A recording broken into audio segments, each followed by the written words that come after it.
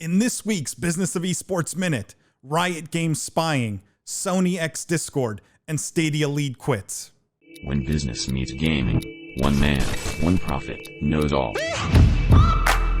Every single week, I, Paul Dawalibi, will be bringing you my hottest takes from the week. Everything you need to know about the business of esports, all in about 1 minute. Let's go. The business of esports is supported by YouGov, a leading international research firm that supplies the best data on gamers, games, and esports fans around the world. Visit yougov.com/gaming-esports for YouGov's free esports and gaming reports. From the keyboard to the boardroom, this is the Business of Esports Minute. Every single week, I, Paul Dawalibi, the prophet of esports, will be bringing you my hottest takes from the week. Basically, everything you need to know about the business of esports, all in about 1 minute. Let's go.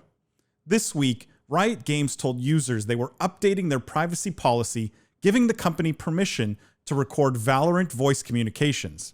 This comes as part of an effort to moderate toxic behavior in the gaming community.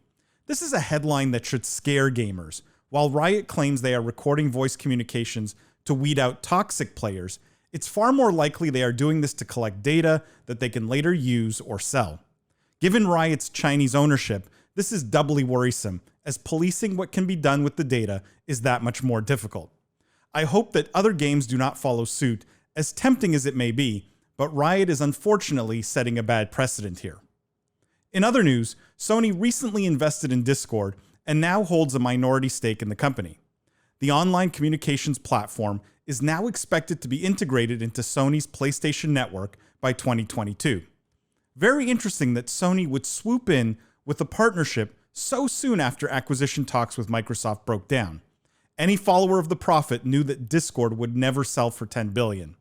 I'm curious if Discord pursues a path that prioritizes building out integrations like this or focuses primarily on their own platform.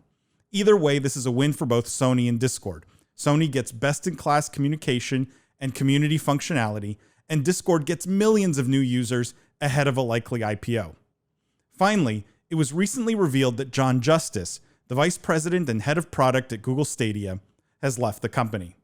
The organization later released a statement that said, "We can confirm John is no longer with Google, and we wish him well on his next step."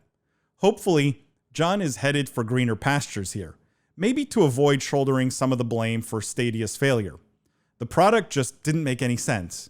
Either way, it's yet another sign of Google's monumental gaming failure and how right I was about Stadia years ago. You can get esports news anywhere. This is the only place you can get real insight.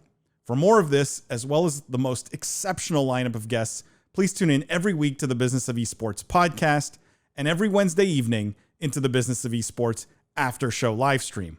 Also make sure to follow us on Twitter, Instagram, and TikTok at Biz Esports, and on YouTube at the Business of Esports.